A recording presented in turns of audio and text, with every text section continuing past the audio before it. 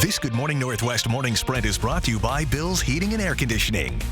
All right, 6:53, time to get you ready to take on your Thursday here in the Morning Sprint. Olivia Roberts has new information about how vaccine requirements are impacting employment, and Destiny Richards is in Northwest Spokane touring the Spokane Pumpkin House. But first, to Mark Peterson tracking a stormy Thursday forecast. Yeah, if you're going to be outdoors in our first alert weather, again, that front porch is looking pretty good today. Light rain showers, 42 heading out the door, 56 at lunch, breezy conditions into the afternoon, and we're going to have a high today of 62 degrees. So that's an above average high, but above average precipitation too. In the 24-hour forecast, North Idaho is really going to see more of it than we will, with just scattered showers that'll continue all the way through tomorrow.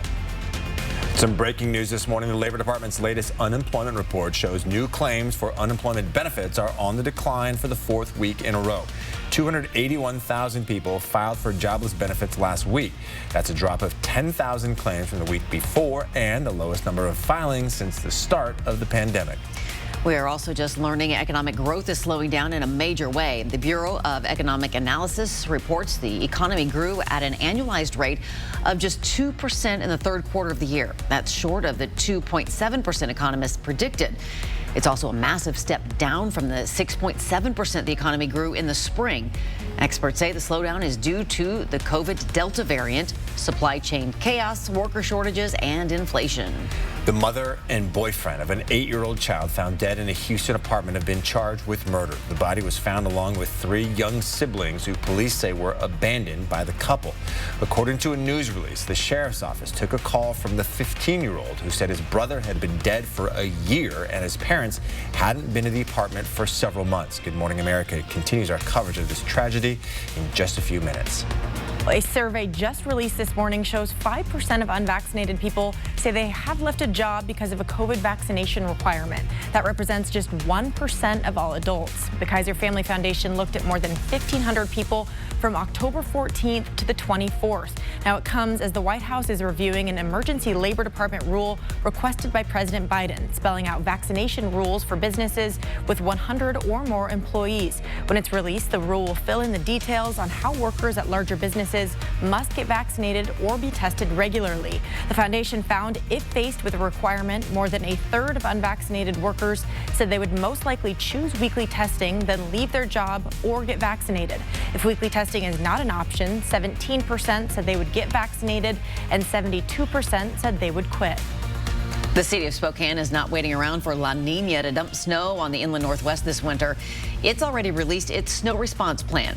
Here are some things you should know about it. The city says it bought more equipment to clear snow. This winter, the city's asking people to park on the odd-numbered sides of the streets through the snow season. Copies of the snow plow routes will be included in upcoming city utility bills. Seniors and disabled people in Spokane who may need help with snow removal can call 311 to get connected to a volunteer service before winter weather hits the region. And we've been live in Northwest Spokane at the Spokane Pumpkin House. They are dubbed this because all of these pumpkins will become a giant jack-o'-lantern display come Halloween night. This is more than 300 pumpkins that go into this display, and you can come see it Halloween night at 5 o'clock when you're coming trick-or-treating. Just come by here to this house in Northwest Spokane. And if you miss it Halloween night, it's going to be on display until November 2nd. You can go on our website, KXLY.com, for all the background and more information. North Idaho College now has an interim president. The previous president was fired a month after putting a mask mandate in place for the college. The Board of Trustees rescinded that vote 4 days after it was issued. It took him about a month to find the interim president. It's Mike Sabali. He is NIC's wrestling coach, but he does have a doctorate in education. Sabali will start in his new role no later than November 10th. The Board of Trustees will now start looking for a permanent president for North Idaho College. They're expected to choose a firm to help with that search by mid-November. Today is Miracle Treat Day at participating Dairy Queen locations. For every Blizzard treat sold, Dairy Queen will donate at least $1 to Children's Miracle Network hospitals. All the money will benefit local children in need. All right, coming up next on Good Morning America, an ABC News exclusive on the fatal shooting on the set of Alec Baldwin's movie, Russ. The district attorney and the sheriff speaking for the first time about the investigation into the death of cinematographer Helena Hutchins. GMA has the major new developments in this investigation. All right, we'll be back with the final check of your rainy forecast for this Thursday coming up after the break.